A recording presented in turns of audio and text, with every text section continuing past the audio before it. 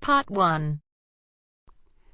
You will hear a telephone conversation between a language student and an advisor. First, you have some time to look at questions 1 to 6.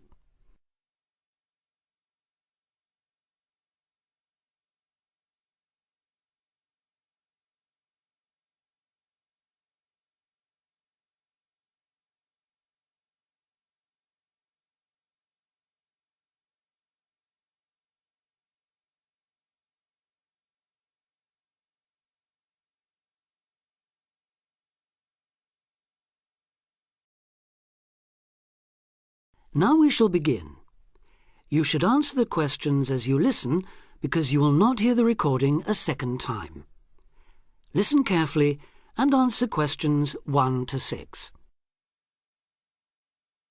Homestay Language Learning, Lisa McDowell here. How can I help you? Hello, my name's Dan, Hello, Dan. and I'm going to be living with a family in Edinburgh for 3 months, so I'd like some advice on what to bring with me. I'm flying in via Singapore on the 15th. Right. Well, perhaps most important of all are your documents. Vaccination certificate, sponsor's letter, and the certifying letter from us for immigration. Yes, I've got all those in order, I think.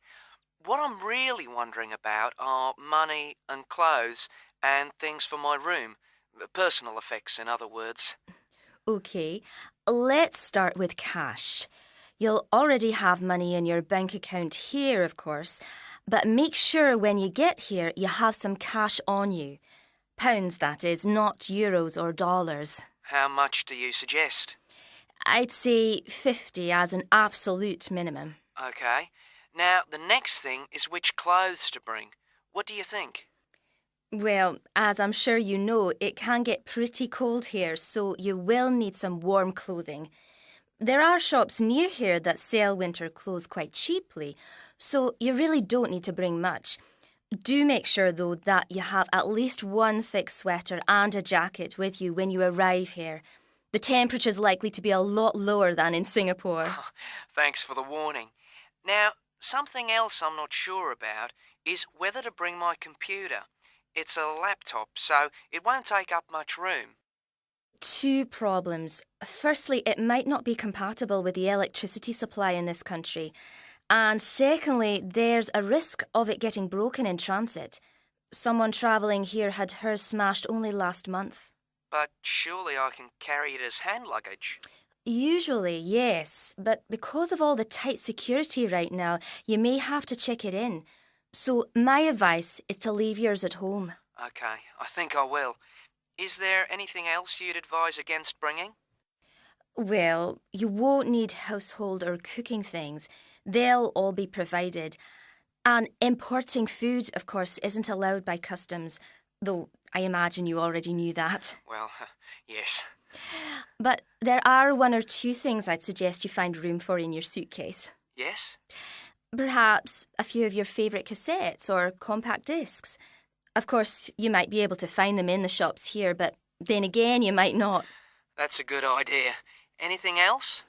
Yes, some photographs of people and places that are special to you could be nice.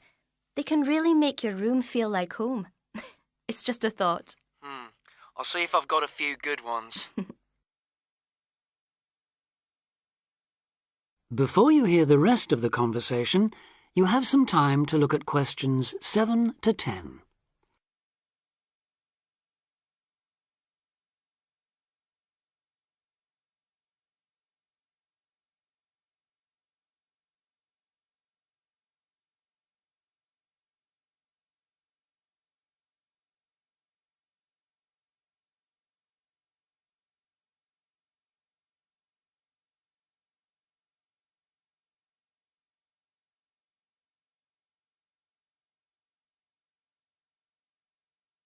Now listen and answer questions 7 to 10. Just a few points about packing. Make sure all your cases are clearly labelled, in English, with your host family's name and address. Just in case they go missing on the way. It has been known to happen. What name do I write, by the way? It's Wark. Lewis and Amy Wark. So that's W-A-L-K? It's actually W-A-R-K. But we'll be posting full details to you later this week. Right, fine. And I'd better put some essentials in my hand luggage, enough for a night or two in case, as you say, anything happens to my main cases. Yes, I'd recommend a change of t-shirt and socks and so on, plus any medication you may need, and a toothbrush, of course. And my tights. Your tights? Yes, for the flight. Wearing them helps prevent deep vein thrombosis when you're flying long distances, not getting any exercise. Oh yes, I've heard about that. Now, talking about exercise, there's one last thing.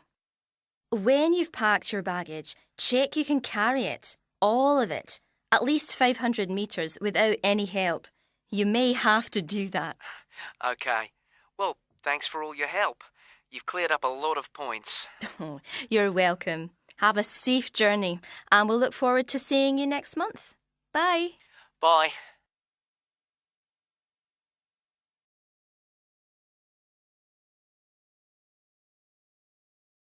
That is the end of part 1. You now have half a minute to check your answers.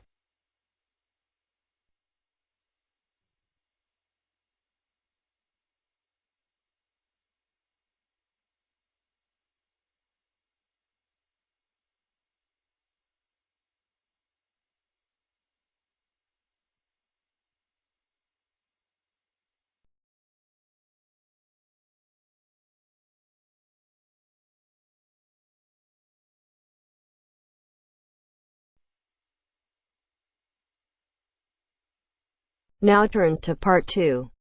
Part 2. First, you have some time to look at questions 11 to 15.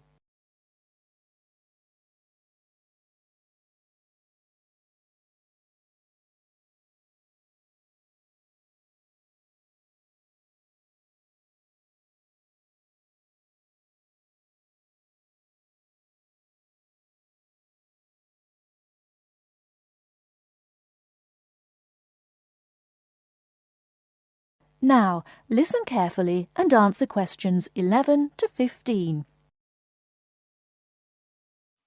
Hi, Hello. how can we help you? Is this the Office of Institutional Real Estate? Yes, sir. My name's Alice Baum, and I'm a university housing supervisor. Oh, good. I wonder if you could help me. I'll certainly try, sir. I'm hoping to rent an apartment from September when I begin here, and I'd really like some advice on where to rent and how to rent a place. Advice on renting in Manhattan. We've got plenty of advice about that. The first thing to think about are the prices. New York is an expensive place to live, and Manhattan is the most expensive place in New York. Everyone wants to be here. In most areas of Manhattan, you'll have great difficulty finding a studio apartment for less than $1,300 to $1,400 per month. But there are areas just outside Manhattan, within a 30 to 40-minute commute, where you can find a decent studio apartment to rent for $850 to $1,000 per month. That's a big difference. But then there are travel costs on top of that. Yes, there are. If you're prepared to make compromises in your choice of accommodation, perhaps you can find an apartment you like and can afford. Monthly rents also depend on 2 other factors, apartment size and then amenities. Can you tell me a bit more about that? Basically, bigger flats get higher rents, so if you can live without a lot of space, it's much cheaper. And if you're willing to take a flat which has street noise or doesn't have much natural light, then you may save some more money. I see. However, you could go the other way and get a bigger flat and share it with another student. You can cut costs by sharing a large bedroom. To find a roommate, check the listings for apartment shares in the housing registry. Share a flat. I hadn't given that idea much thought. Lots of our students do that. What about amenities? Can you explain that a bit more? You need to decide what facilities you really would like and what you can do without. For example, do you want a doorman? Would you like an elevator? These kinds of things put the prices up. I don't think I need a doorman. Is there anything else I should know? Yes, remember, the housing market is very competitive, especially for affordable apartments. You need to be prepared to make decisions quickly and be flexible with your plans. Don't start your search earlier than 4 weeks before you want to move in, because tenants only need to give landlords 30 days notice of their departure. Okay. Before you hear the rest of the talk, you have some time to look at questions 16 to 20.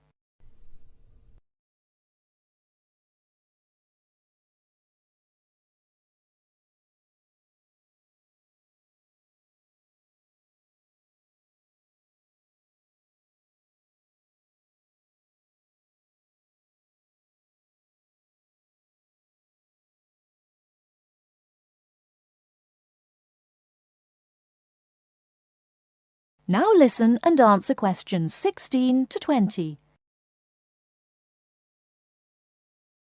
And make apartment hunting your life for 2 or 3 weeks. That should be enough time to get familiar with the market and find what you're looking for. What's the best way of finding a place?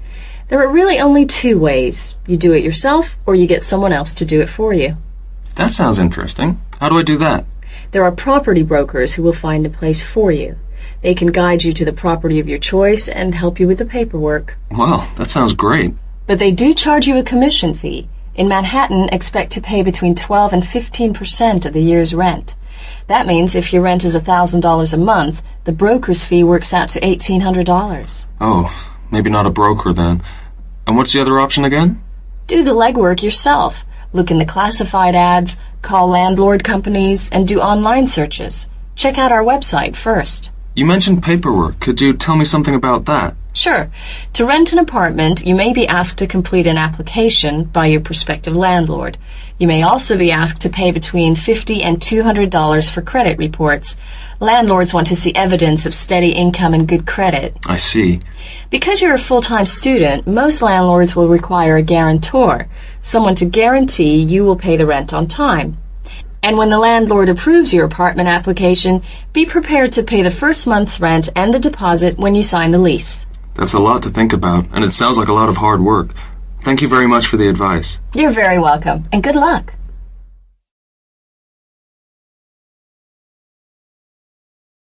That is the end of part 2. You now have half a minute to check your answers.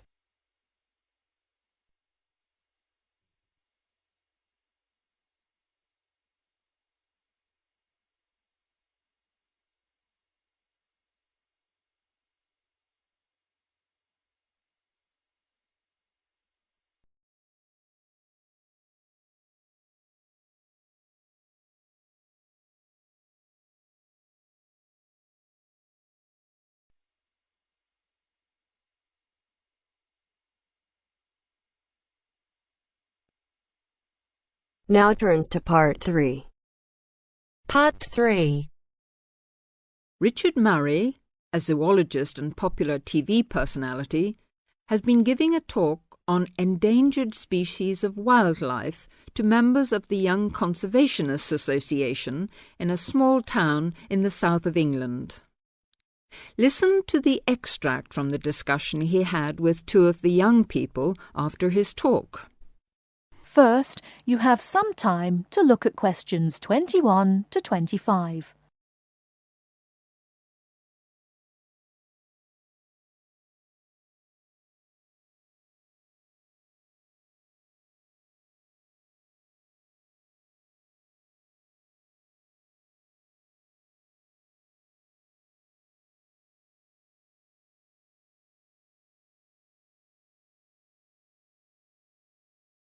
Now listen carefully and answer questions 21 to 25.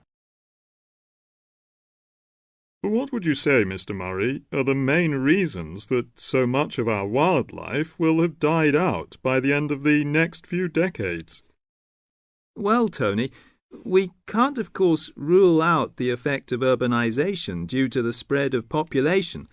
But apart from that, I believe there are 2 reasons which, in a way, are like the opposite ends of a piece of string. If you tie a knot in that piece of string, you end up with a circle, and whichever way you go round, it's going to turn out to be the same. I don't think I quite get that, Mr. Murray.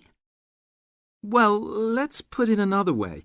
It's rather like a film. You've got the good guys and the bad guys. They're pulling in opposite directions, but when it comes to the final showdown, it's hard to make out which is which. What are your two reasons, Mr. Murray? I call them greed and caring. Greed and caring? Yes, I know they don't seem to have much to do with one another, but think about it. The motive of greed is pretty obvious. In the course of the next few months, thousands of baby seals will be bludgeoned to death before they're even weaned from their mothers. What for? For the sale of their skins at inflated prices to please the vanity of a few and line the pockets of the killers. Crocodiles will be slaughtered to provide shoes and handbags for the rich. Gorillas, tigers, leopards and rhinos will be hunted for senseless sport or poached in defiance of regulations. Their skins, their horns, and their magnificent heads will be used as trophies to decorate someone's living room floor or walls. That's terrible. Yes, but it's not all. The whale, probably the most impressive and certainly one of the most intelligent sea mammals in creation, will be cruelly hunted and harpooned to make more money for the profiteers. The dolphin, the sailor's friend, will be indiscriminately battered to death at so much a head on the grounds that it is taking away the livelihood of a few fishermen by consuming the fish in its natural habitat. But surely, Mr. Murray, we do have to keep warm. We need whale oil and ambergris. Fishermen have to make a living. Part of what you say is true, of course, Tony, but we shall have to enforce far stricter controls if future generations are not to find themselves in a world devoid of wildlife as we know it. Well, I see what you mean about fur coats and crocodile handbags, Mr. Murray, but I don't understand what you mean by caring. That can't be bad, surely. I mean, I thought we were supposed to be living in a caring society. Well, so we do, in a way. The trouble is, there are so many well-intentioned people who start out with the best possible motives of trying to protect or immunize us from this, that, or the other in the most effective way at the quickest possible rate. But in their enthusiasm, they lose sight of the long-term consequences. It's only very gradually that the danger to other forms of life, including humans, comes out. Not to say leaks out, and by that time it'll probably be too late to do much about it. Take insecticides, for instance. But Before you hear the rest of the talk, you have some time to look at questions 26 to 30.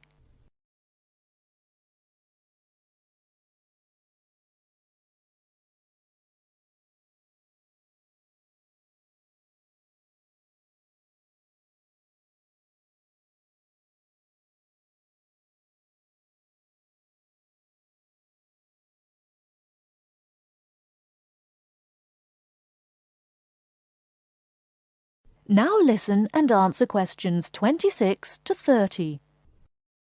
But insecticides protect crops from pests. They destroy disease-carrying mites and creepy crawlies like cockroaches. True, but nature has a way of developing her own immunity against insecticides and other pest controls, with the result that the biologists are driven to inventing stronger and stronger compounds, which, though they may annihilate the pest, nevertheless permeate the environment, are assimilated by plant and animal life, and become absorbed by the soil. Countless innocent creatures, the beaver or the mole, for example, are performing a useful task in the natural control. The alarming prospect is that as these poisons enter the foods we eat, and consequently our own systems, they'll find their way into the body of the pregnant mother and into her milk, offering incalculable risks to the unborn or newly born infant. In spite of all our technological expertise, our time is running out. We're virtually destroying ourselves. That is the end of part 3. You now have half a minute to check your answers.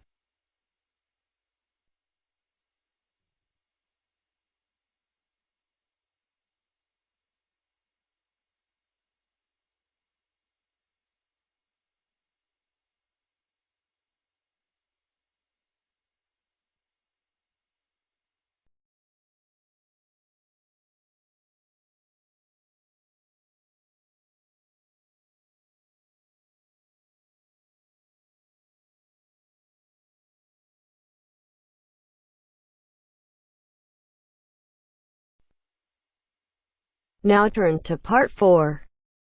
Part 4. You will hear an extract from a university lecture on the topic of marketing. First, you have some time to look at questions 31 to 40.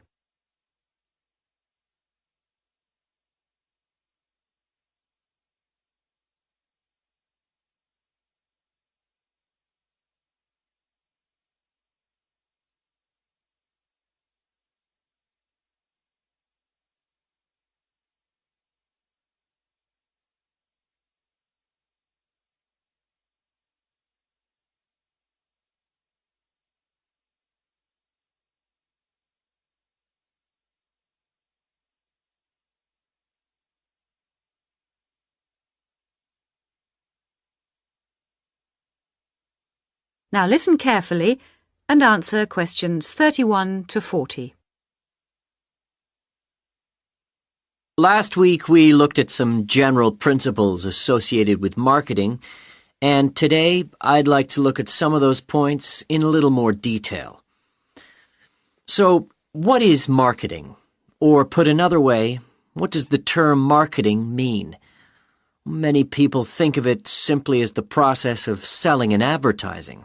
And this is hardly surprising when every day we are bombarded with television adverts, mail shots, and telephone sales. But selling and advertising are only two functions of marketing. In fact, marketing, more than any other business function, deals with customers. So perhaps the simplest definition is this one. Marketing is the delivery of customer value and satisfaction at a profit.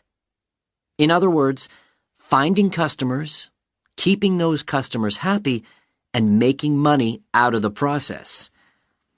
The most basic concept underlying marketing is the concept of human needs. These include basic physical needs for things like food, as well as warmth and safety. And marketers don't invent these needs. They're a basic part of our human makeup.